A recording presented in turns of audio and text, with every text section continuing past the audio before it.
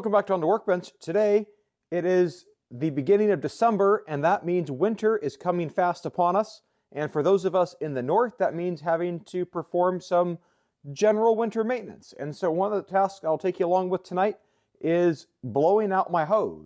From using my hose all year long, from various watering tasks around the yard and car cleaning outside, it's got water in it. I need to get it drained so it doesn't freeze and break my hose. So to do that, what I've got is a contraption that I kind of took apart here for you already.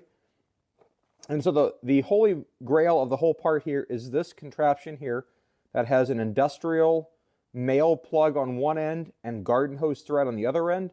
This is something that I picked up a couple years ago from Menards, and it works well. Even though it has a relatively small opening on the end, that's okay because our garden hose is not going to generally be able to support the same type of pressure that our air hose can support. And so in the garden hose thread on the other end, I'm going to thread that into a simple valve like this. And then on the other end, I'm going to thread on a quick connect adapter. Now, if your hose doesn't have a quick connect adapter on it, you can obviously skip that step.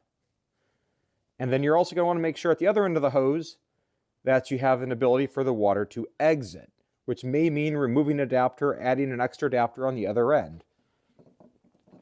And so with this contraption here now built, I can turn this off and on. And the reason why I'm going to do that is because it's probably going to require a couple cycles from my compressor to be able to actually get enough air out through this.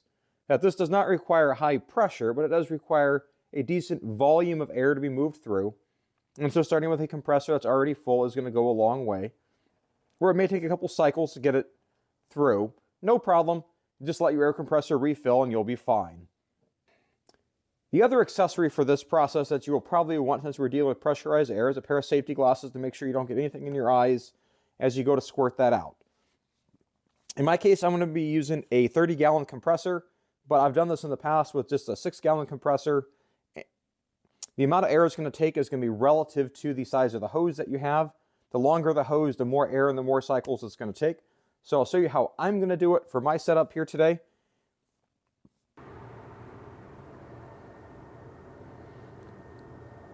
We're now over at my hose. You can see the lead-in hose is still attached to the house. I'm going to disconnect that. Just like that. There's a little bit of water there, and I can already see there's a little bit of residual water just sitting there on the end that we can drain out.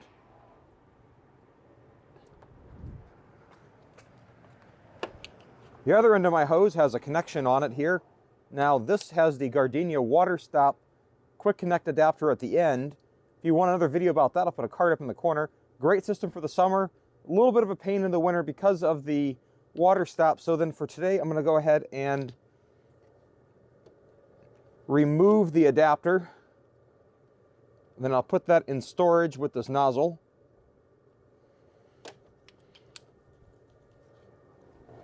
Now here is the business end of my air hose.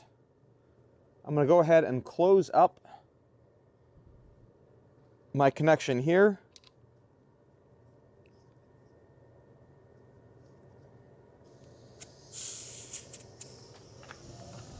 And then we're going to connect this here to the garden hose.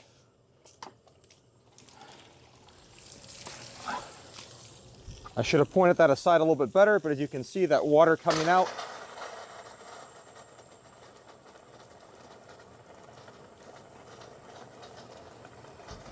You may need to cycle your hose reel a couple of times to help get that air through.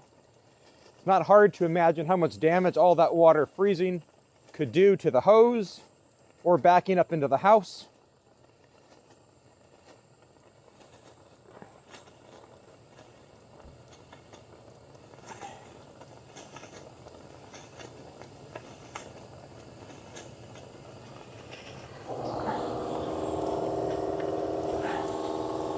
And maybe you hear that my air compressor is kicking back on again.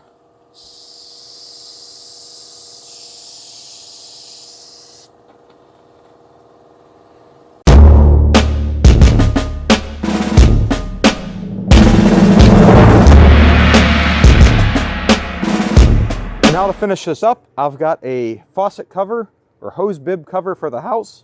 I'll go ahead and put this around the faucet.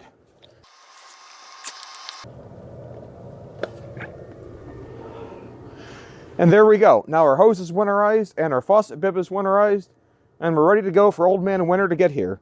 Just make sure that your significant other doesn't accidentally grab the hose on a warm day and fill it up without letting you know, so you can repeat this process again.